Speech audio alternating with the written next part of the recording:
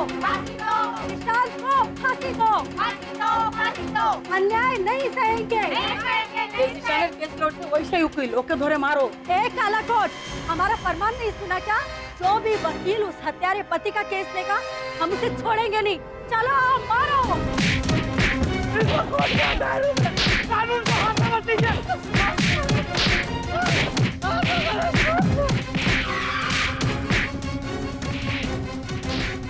अरे रुकिए, रुकिए, रुकिए!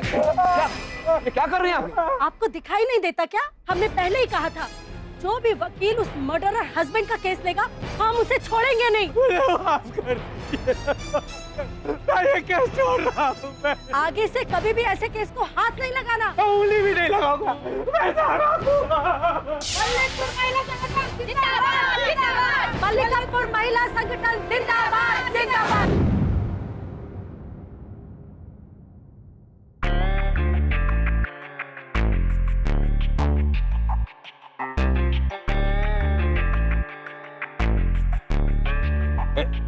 ये आप कैसी ड्यूटी निभा रहे हैं? वहाँ बाहर एक वकील बेचारा पिट रहा है और यहाँ अंदर बैठ के थाने में आप लोग ताश पीट रहे हैं।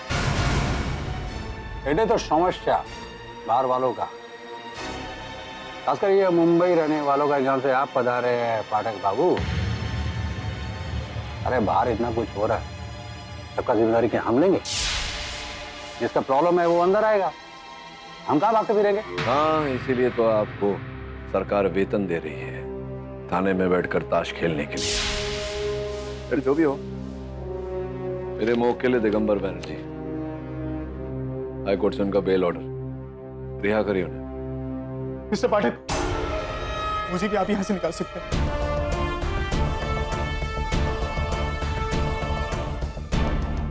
चुप! तुम तो भगवान भी बाहर नहीं कर सकता है। अरे अपना न्यूली मैरिड वाइफ का मर्डर किया है, इसी को तो फांसी पे लटकाने के लिए बात चर्चा मीठी हो रहा है। सर मैंने आशी को नहीं मारा सर। सर प्लीज एक बार मेरी बात सुन लीजिए सर, प्लीज सर। लेडी, ऐसी गलती मत करना। वो देखा था ना बाहर वकील को कैसे मार मारा। अगर आप तुम भी इसकी बात सुनोगे ना तो तुम्हारा भी ये हाल होगा। सर मैंने आपके बारे में काफी पढ़ा अखबारों में सर, आप सबको न्याय दिलाते हैं। शायद भगवान ने आपको मेरे लिए भेजा। Sir please help me sir. ये जाओ, ये जाओ। सर प्लीज मेरी बात सुनिए सर। सर प्लीज एक बार। बोलो दिशा, क्या बोलना चाहते हो तुम? सर अभी कुछ दिन हुए मेरी शादी को, बस 10 दिन। सर मैं आपको फर्स्ट डे से बताता हूँ, शादी पूरी करके आशी को लेकर अपने घर पहुंचा।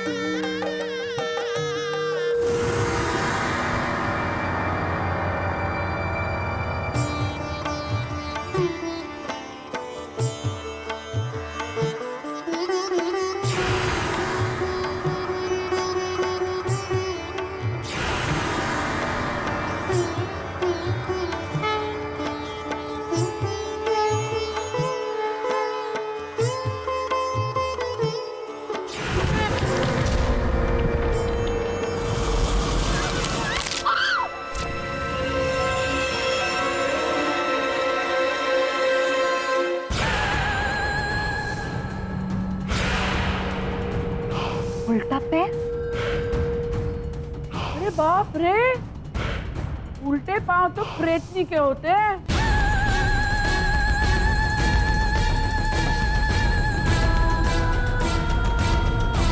तू चुप कर, तेरे घर पे कोई बहू ब्याह कर नहीं आई है ना, इसीलिए तू ये मनहूस बातें कर रही है। चल बहू, तू अंदर चल।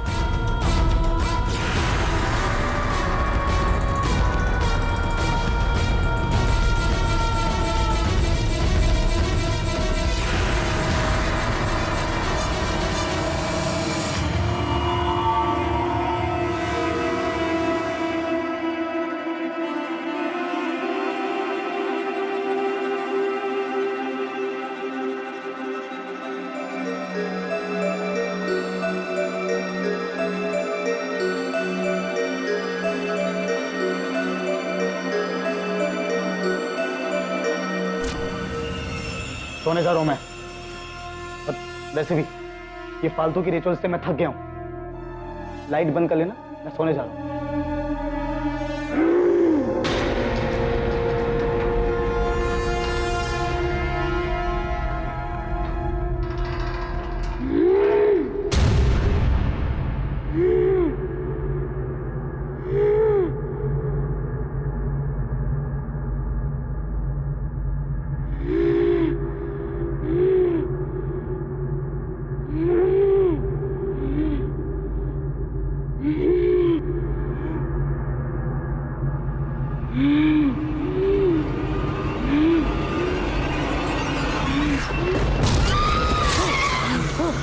चले जाओ मेरे देवो, चले जाओ, चले जाओ। यहां से मुझे सच में लगने लगा कि आशी के साथ कुछ रॉन्ग है, समथिंग अबनॉर्मल। सर, इसके बारे में मैंने अपनी फैमिली को भी बताया। क्यों? ऐसा क्या था आशी के व्यवहार में? कभी कभी बैठे बैठे তোমার পছন্দ তো? আমার চাই, ঠিক আছে। আর আমি হলুদ শাড়িটা আমি পরবো। এক্ষুনি যে একটা পরছি।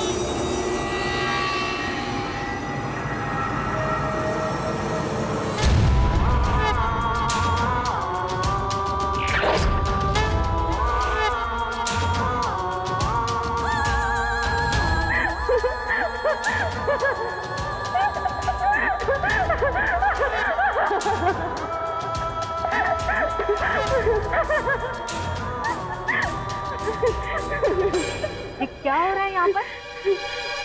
ये लड़की, तू अपना ये पागलपन बंद कर रही है? नहीं नहीं।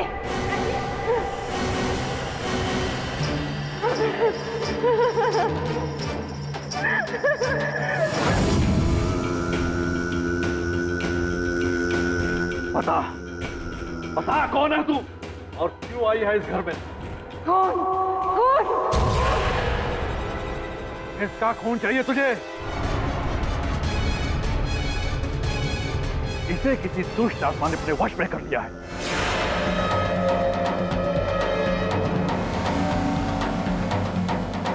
आज मैं जाके शमशान में हवन करता हूं और पता करता हूं ये कौन सी दुष्ट आत्मा है। और हाँ, आने वाले 7 दिन बहुत भारी हैं इसमें।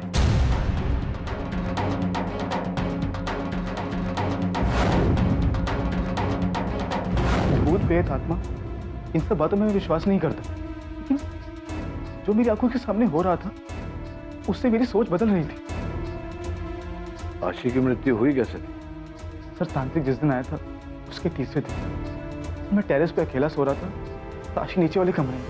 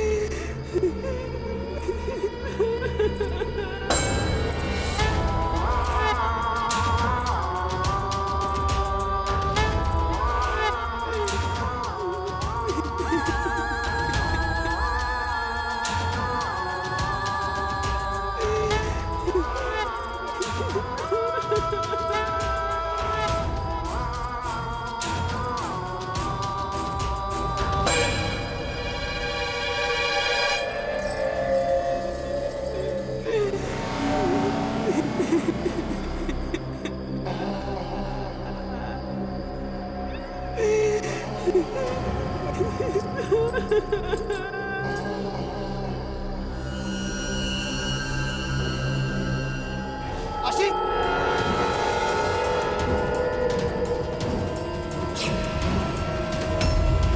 आशी, माँ, बाबा,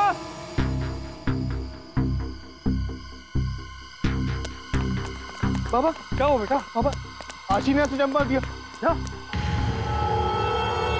लेकिन आशी यहाँ पे तो है नहीं।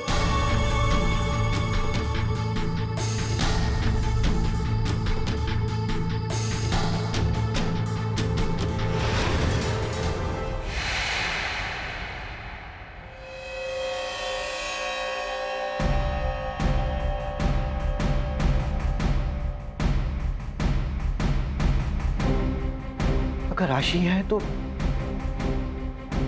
छत से कौन कूदी थी?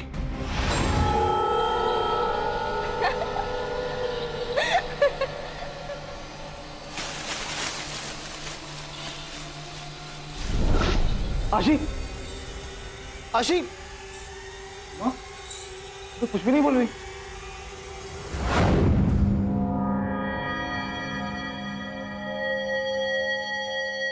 अरे ये तो मर चुकी है।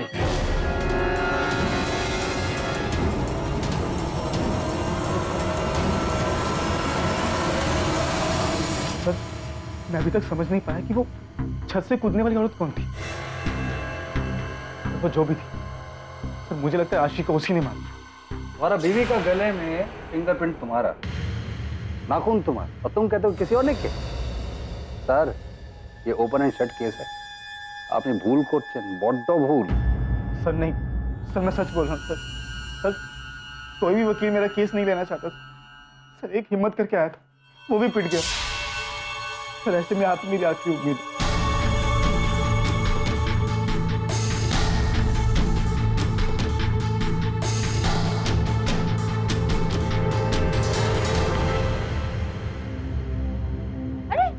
केडी तुम किधर स्टक हो गया? हम लोग पैकिंग करके तुम्हारा वेट कर रहे हैं।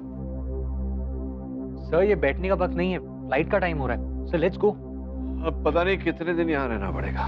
What do you mean, KD? तुम्हारा ये क्लाइंट को तो बेल मिल गया है। लेकिन एक नई समस्या, एक नया क्लाइंट खड़ा हो गया। सर कौन? वो दिशांत दत्ता नाम का है। वो वर्तमान का लड़के के बारे में तो बात नहीं कर रहे हो तुम, जिसने अपनी वाइफ को मार डाला? अभी अभी मैंने टीवी न्यूज़ पर देखा था। हाँ ऐसा कह रहे हैं, ये आरोप लगाया है उस पर। कितना सत्य है और कितनी मिथ्या, ये हमें खोजना है। अरे जोग साहब, क्या हाल है आपके? मिस्टर पाठक, यहाँ क्या कर रहे हैं आप? Good to see you. So good to see you. मैं तो केस के लिए हूँ, आप कहाँ गायब थे? लगता है भारत भ्रमण पर निकले हुए थे। हेडलाइंस होनी चाहिए, Mister KD Pathak on tour of India.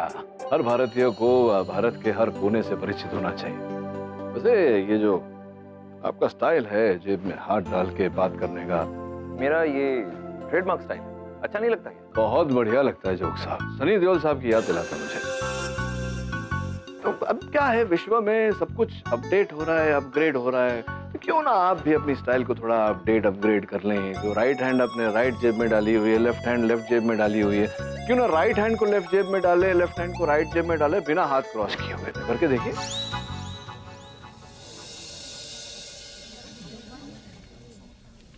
Right hand को लेफ्ट जेब में, इजी है। लेफ्ट हैंड को राइट जेब में, वो तो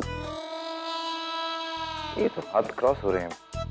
योर ऑनर, सबसे बड़ा प्रश्न ये है कि जिस महिला को दिशांत ने छत से कूदते हुए देखा, वो महिला कौन थी? कोई नहीं थी माय लॉर्ड, कोई महिला नहीं थी वहां पे। झूठ बोल रहा है इनका मुवक्किल।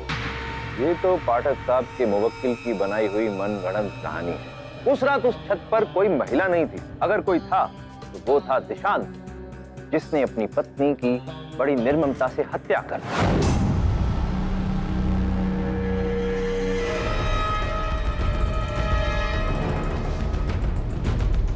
इससे पहले कि आप मुझसे वजह पूछें, मैं अदालत के सामने दिशांत का एक राज खोलना चाहता हूं।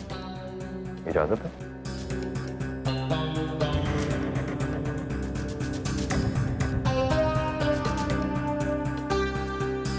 दिशांत, ये फोटो में लड़की कौन है, पहचानते हो? ये करिश्मा की तस्वीर आपको कहां से मिली? भाई, हम यहाँ धूप में बाल सफेद करने नहीं आए। वैसे अदालत के सामने मेरा काम आसान करने के लिए शुक्रिया। माय लॉर्ड, जैसा कि इन्होंने बता दिया कि ये तस्वीर करिश्मा नाम की लड़की की है। करिश्मा और दिशांत कोलकाता में एक ही फर्म में काम करते थे। दोनों में प्यार हो गया, लेकिन एक प्रॉब्लम थी। करिश्मा नॉन बंगाली फैमिली से थी। दिशांत के घर वालों ने इस रिश्ते को अपोज किया और जबरदस्ती दिशांत की शादी गांव की एक लड़की आशी से करवा दी। दिशांत शादी के पहले दिन से ही इस रिश्ते से नाखुश था और इसी वजह से दिशांत ने एक दिन मौका पाकर अपनी पत्नी आशी की गला दबाकर हत्या कर दी। बोलो, मैं सही कह रहा हूं? हाँ, मैं अपनी शादी से खुश नहीं था, पर इसका मतलब ये तो नहीं कि मैं अपनी वाइफ की जान ले लूंगा। मैं जानता था तुम यही दलील पेश करोगे। इनकी इस दलील को काटने के लिए मैं अपने सबसे पहले गवाह को यहाँ बुलाना चाहूंगा। विद योर परमिशन, विद्या जी को कटहरे में बुलाने की इजाजत दी जाए। इजाजत है। विद्या जी, आप दिशांत के पड़ोस में रहती हैं। प्लीज अदालत को ये बताइए ना कि उस दिन आपने फोन पर दिशांत को क्या बात करते सुना?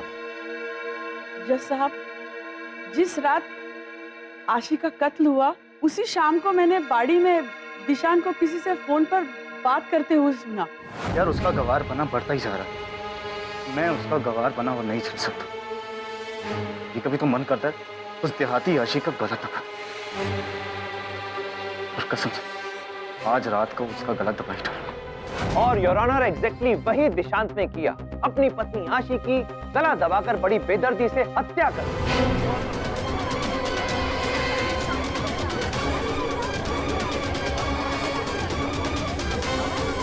फॉरेंसिक टेस्ट की रिपोर्ट आ चुकी है माय लॉर्ड। इस रिपोर्ट के मुताबिक दिशांत के हाथ पर जो खरोंच के निशान बने वो आशी के नाखूनों से ही बने।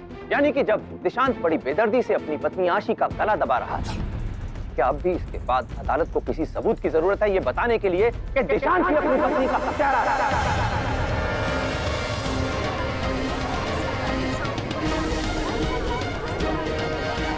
आपका पॉइंट ऑफ व्यू क्या है मिस्टर पाठक?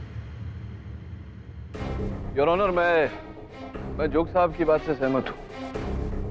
मैं मानता हूँ कि मेरे मुवक्किल के हाथों पर आशीष जी के नाखूनों के निशान पाए गए। ये भी मानता हूँ कि आशीष जी के गर्दन पर दिशांत की उंगलियों के निशान पाए गए। किंतु परिस्थिति कुछ और थी योर ऑनर। दिशांत, जरा समझाइए जज साहब को। जी सर, मैं उस दिन आशीष से बात करने उसके कमरे में गया था।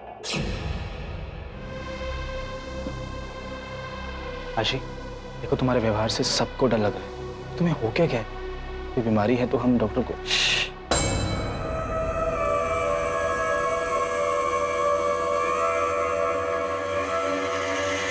कुछ सुना तुमने? क्या? वो यही है। कौन यही है? यही है। आशी? आशी?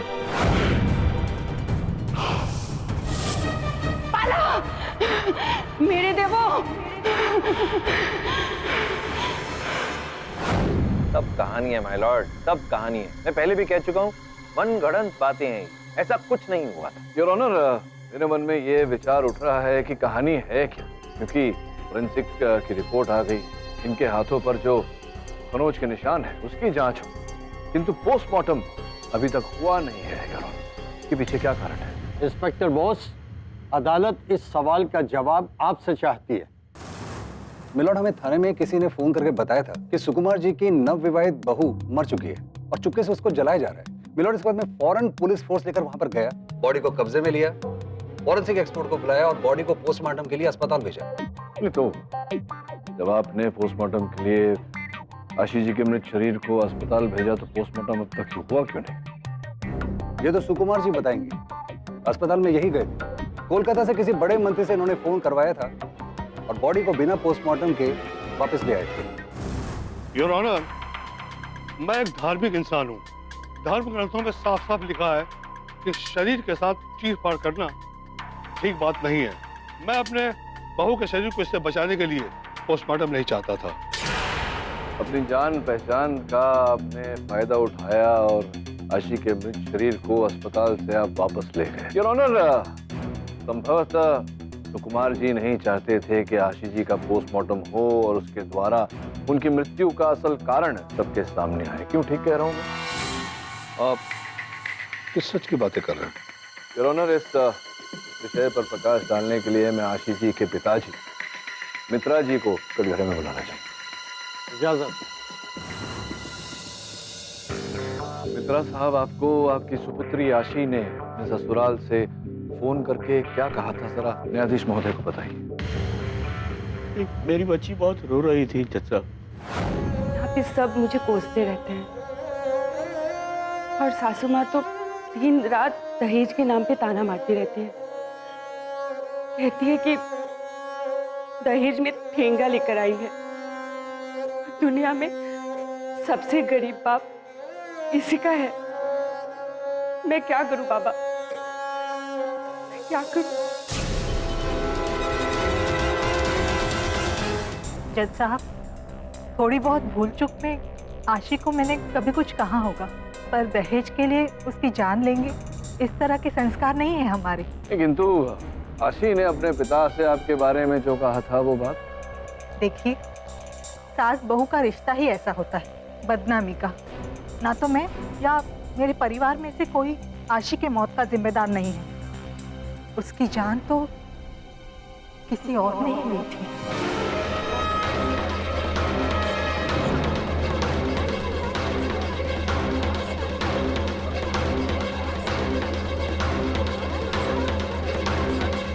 Order order. जान किसी और ने ली है, इससे क्या अर्थ है? उसकी लाश के पास एक चुनरी मिली थी। तो चुनरी, ये चुनरी क्या विशेष है ऐसा इस चुनरी? दीजिए।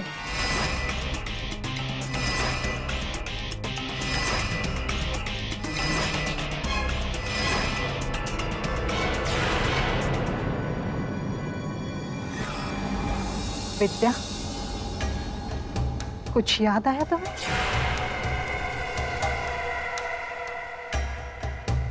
अरे बाबा, ये चुनरी तो मैंने राधा के लिए।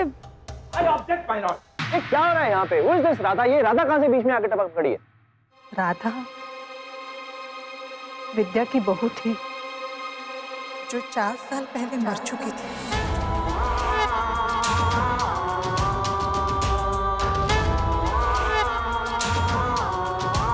पर रत्ना, ये चुनरी तो राधा की चिता के साथ जल चुकी थी, फिर वापस।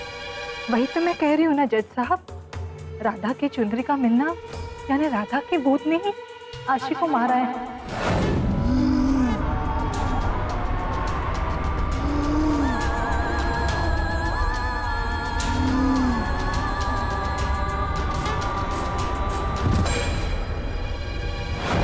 योर ऑनर, अब ये केस भोपाल से नेपाल जा रहा है। अदालत में भूत प्रेत की बात कहाँ से आ गई? योर ऑनर, किसी स्वर्गवासी व्यक्ति का भूत आकर, प्रेत आकर किसी की हत्या कर दे, ये बात तो न मैं मानूंगा न अदालत। किंतु योर ऑनर, कोई न कोई तो रहस्य है। रहस्य है उस महिला के पीछे जिसे मेरे मोक्किल ने छत से कूदते हुए देखा। वो राधा ही थी पाठक साहब, तभी तो वो गायब हो गई। वरना दूसरी कोई साधारण औरत होती तो उसका हाथ पैर टूट जाता, वो जख्मी हो जाती, या फिर इतनी ऊंचाई से गिरने के बाद उसकी मौत हो जाती, पर किसी का निशान नहीं मिला। तो कुमार जी, आप ही तो गए थे नीचे उठाने। हाँ, मैं गया था और अब मुझे पूरा यकीन हो गया कि वो राधा ही थी। विद्या बहन, क्या आपको कुछ भी याद नहीं है कि राधा ने मरते वक्त आपसे क्या कहा था?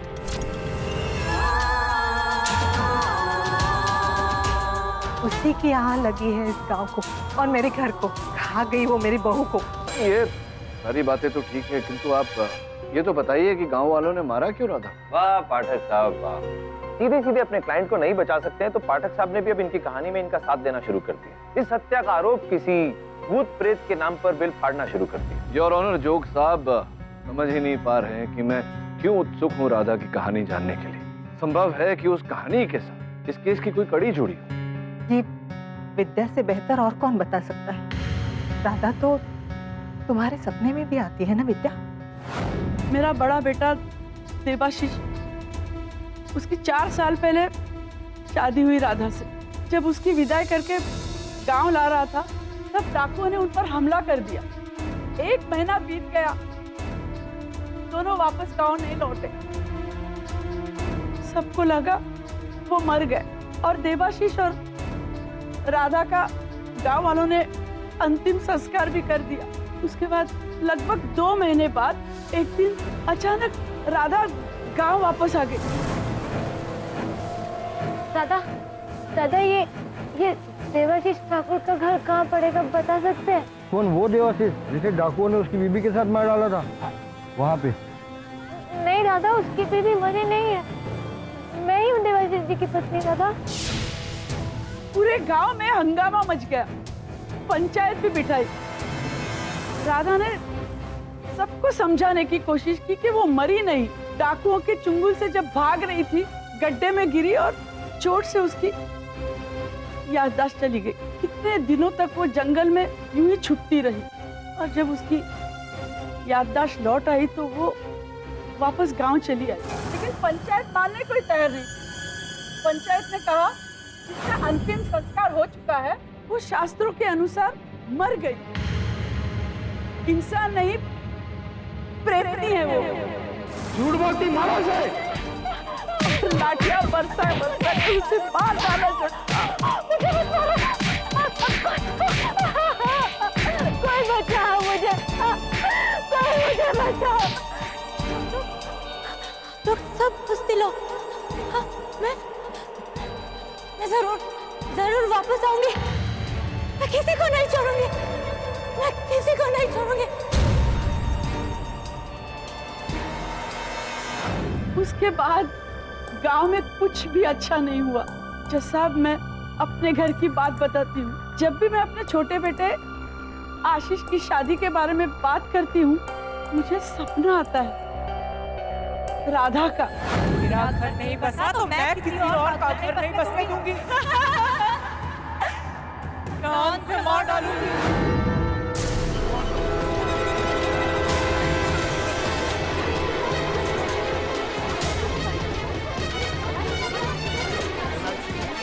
इसी डर से आज तक मेरा बेटा आशीष कुंवारा है। आपका बेटा आशीष कुंवारा बैठा है, किंतु आपके पड़ोस के घर में नई बहू आई, पड़ोस के घर में खुशियां आई, तो कुछ तो ईर्ष्या पनपी होगी आप में। योर ऑनर, रत्ना जी ने विद्या जी का अपमान भी किया था। तेरे घर पे कोई बहू ब्याह कर नहीं आई है ना, इसीलिए तू ये मनहूस बातें कर रही है। संभावना है कि जब नई बहू आई तो इन्होंने अपनी मृत बहू राधा की कहानी के आड़ में एक योजना बनाई। फिर इन्होंने निशांत को अपनी प्रेमिका से फोन पे वार्तालाप करते सुना। उनकी योजना को अंजाम तक पहुंचाने का अवसर मिला इन्हें। क्या? नहीं, मैं उस रात आशी के कमरे में गई नहीं थी। विचित्र बात है, आप आशीष जी के कक्ष में गई नहीं तो फिर ये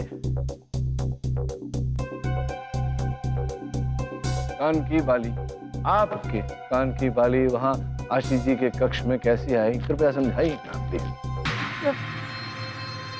हाँ, वो मैं दिन में गई थी वहां पे, तो शायद गिर गई होगी। कम ऑन मिस्टर पाठक, अब क्या मुझे आपको ये भी याद दिलाना पड़ेगा कि लाश की गर्दन पर जो उंगलियों के निशान हैं, वो आपके मुवक्किल दिशांत के हैं। योर ऑनर, मृत आशीष जी की गर्दन पर मेरे मुवक्किल दिशांत की उंगलियों के निशान पाए गए। इस तथ्य के साथ एक और तथ्य है, मेरे मुवक्किल का कथन कि उन्होंने छत पे से एक महिला को कूदते हुए देखा और वो महिला जिस छत से जिस पेड़ की ओर कूदी थी, उस पेड़ की दूसरी ओर विद्या जी का घर है ना? मतलब आप ये कह रहे हो कि मैं इस उम्र में छत से पेड़ पर कूदूंगी और बचूंगी? अरे वो मैं नहीं थी, आप लोग मानते क्यों नहीं कि वो राधा थी? उसी ने आशीष की जान ली। मानना होगा नादान।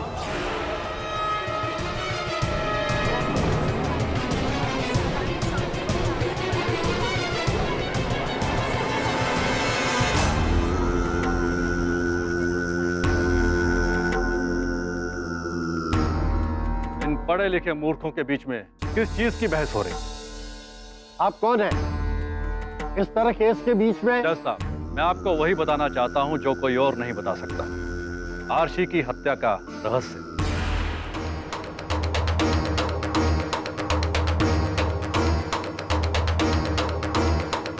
I object my Lord. अब ये कौन ढोंगी बाबा है? सावधान मूर्ख। जज साहब, मैं जितना जानता हूं उतना बताकर इन मूर्खों के बीच में से विदा होना चाहता हूं। जज साहब, भोगा बाबा का हमारे परिवार के साथ पुराना नाता है। दुख विपत्ति में उन्होंने हमेशा हमारा साथ दिया है। मैं चाहती हूँ कि आप उनकी बात सुन ले। मैं आपसे विनती करती हूँ जज साहब। इजाजत है। जज साहब, मैं आशी से मिलने के लिए उसके घर गया था। मैं अच्छी तरह से जानता था कि आशी को किसी दुष्ट आत्मा ने अपना गुलाम बना लिया है। उसी से आजाद करवाने के लिए मैं हवन कर रहा था कि अचानक तेज आंधी आई और सारी अग्नि को बुझा गई। जज साहब, मैं तुरंत समझ गया कि आशी को उस दुष्ट आत्मा ने अपना शिकार बना लिया। घर पहुंचा तो रत्ना जी ने मुझे सारा कच्चा चिट्ठा समझाया और साथ में वो सुनहरे रंग की चुनरी। ये देख मैं उसी वक्त समझ गया। मैं समझ गया कि आप क्या समझ गए थे और अब हम सबको क्या समझाना चाहते। नादान, मेरी बात सुन। सुनाइए। आज तक कभी सुना नहीं होगा तूने शाक चुंडी, उसी ने आशी की जान ली है।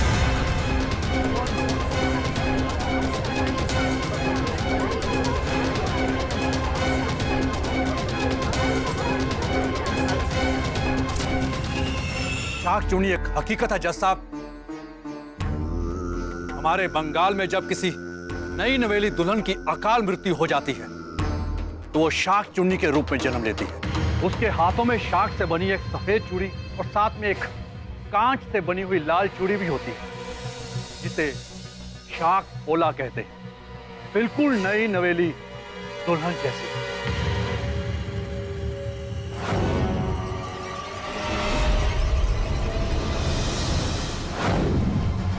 जज साहब, मुझे याद है उस रात जिस लेडी को मैंने छत से कूदते देखा था, उसने भी ऐसी चूड़ियों का जोड़ा पहन रखा था। तो वो अवश्य आम के पेड़ पे कूदी होगी। हाँ हाँ। जज साहब, आम का पेड़ शाक चुन्नी का बसेरा होता है और वो अपने जैसे नई दुल्हन को अपना शिकार बनाती है, जैसे कि राधा की शाक चुन्नी ने आशी को अपना शिकार बनाया। इससे कहानी तक ये बातें सही हो सकती, पर इसे सच कैसे मान ले? जज साहब, अब माने चाहे ना माने, लेकिन ये बात पत्थर की लकीर की तरह सच है। आप चाहे तो लड़की के पिता को बुलाकर उनसे पूछ सकते हैं कि क्या उनकी लड़की ने उनके घर में अजीब सा व्यवहार किया था, लेकिन ससुराल में आते ही राधा की शाक चुन्नी उसके शरीर में समा गई।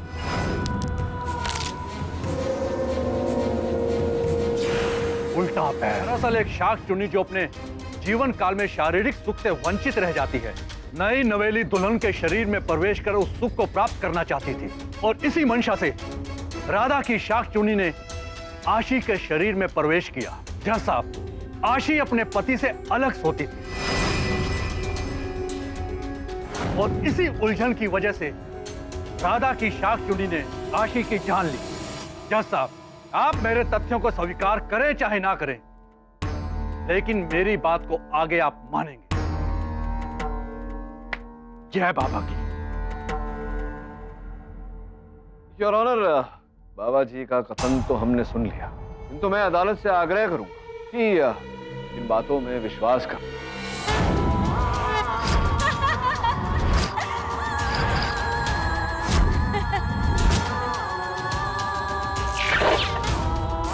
सर्वप्रथम तो हमारे संविधान के खिलाफ। जज साहब, मेरा डर सही निकला। शाक चुन्नी उस घर में भी है और इस अदालत में भी।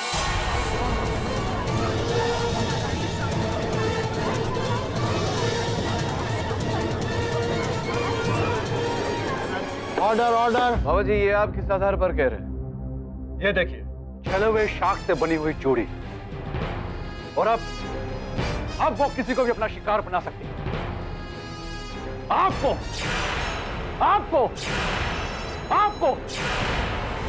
बाबा जी,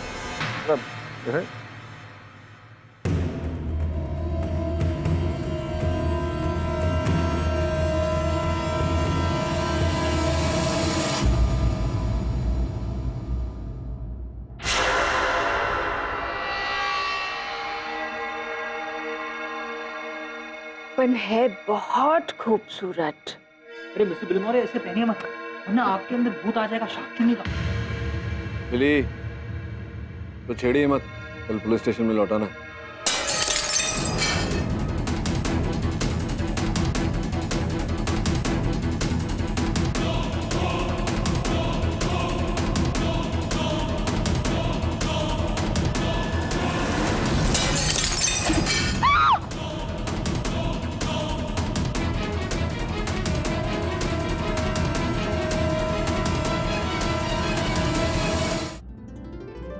अरे, आपके मुंह में घी शक्कर, बात को पक्का ही समझिए। रत्ना, किससे बातें कर रही थी? आपको भी मुबारक हो, दिशान की शादी लगभग तय हो गई है। शादी? और इस सिचुएशन में? वो जब से दिशान का केस केडी पाठक लड़ रहे हैं ना, तब से सब लोग कह रहे हैं कि वो जल्द ही छूट जाएगा। केडी कभी केस हारते नहीं है ना, और लड़की कोई पराई नहीं है। वो अपनी रोमा, उसकी छोटी बहन साधना, दोनों बहनें जेठानी देवरानी बनकर रहेंगी। और रोमा के मायके वाले वो आशी के बाप की तरह कंगाल नहीं है, दिल खोल के दहेज देंगे, जैसे रोमा की शादी में दिया था।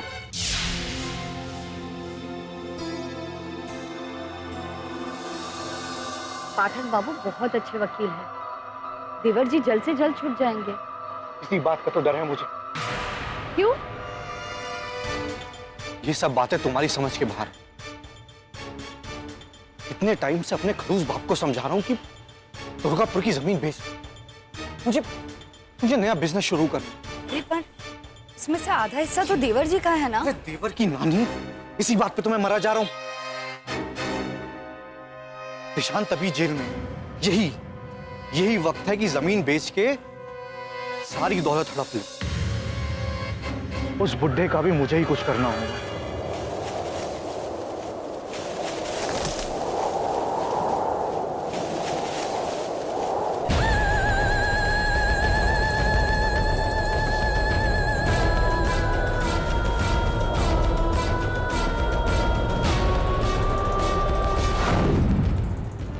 एक तरफ ये केस और एक तरफ ये महिला गंठन। गंठन नहीं मिसेस विलिमोरिया, संगठन। पर हम किस किस से लड़े केडी? सब मैंने मैनेजर से बात कर ली, वो हमारा रूम टॉप फ्लोर पे शिफ्ट करने को तैयार है। थैंक्स फॉर, लेकिन मैं इस कमरे से कहीं नहीं जाने वाला। लेकिन सब ये टूटी हुई खिड़की, कांच बदल जाएगा, इरादा नहीं।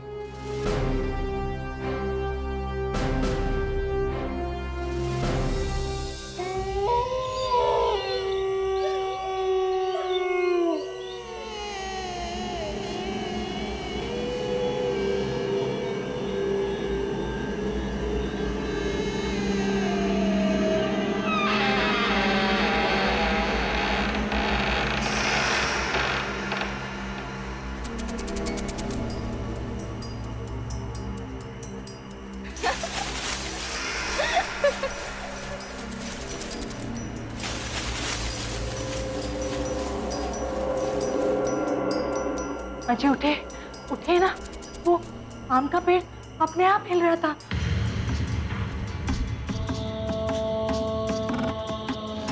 लेकिन वो तो कोई नहीं है।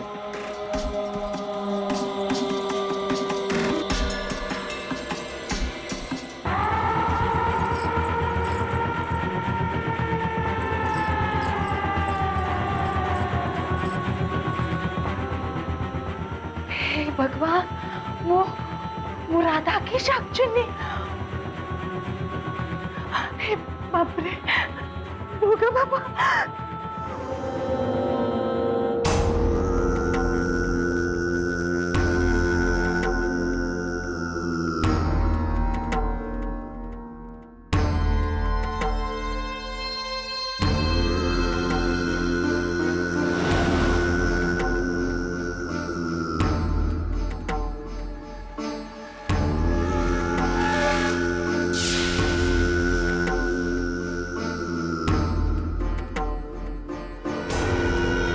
एक और बूढ़ी बाबा, ये किसकी शाखा चूड़ी?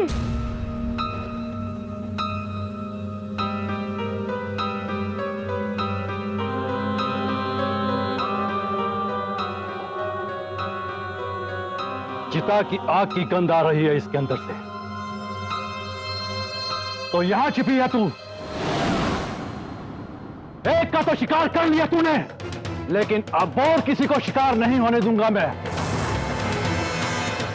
निकाल के लाऊंगा तुझे मैं यहां से, निकाल के लाऊंगा तुझे मैं यहां से। तू मुझे क्या बताएगा भोगा?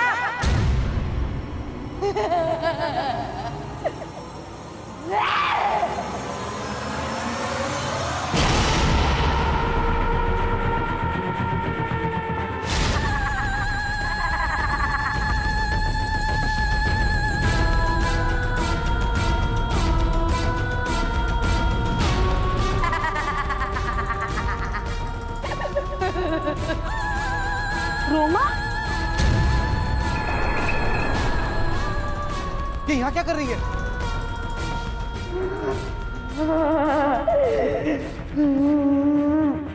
रुमा ये क्या कर रही हो? पागल हो गई हो कि तुम? चलो अंदर चलो। कौन होगा? मैं राधा हूँ, शाकचुन्नी राधा।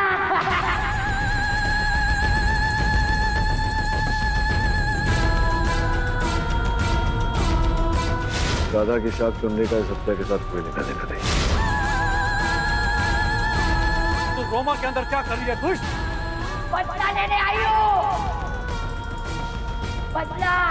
जिसका अस्तित्व ही विवादित हो उसका लौट कर आके हत्या करना, ये बात मुझे हजम नहीं।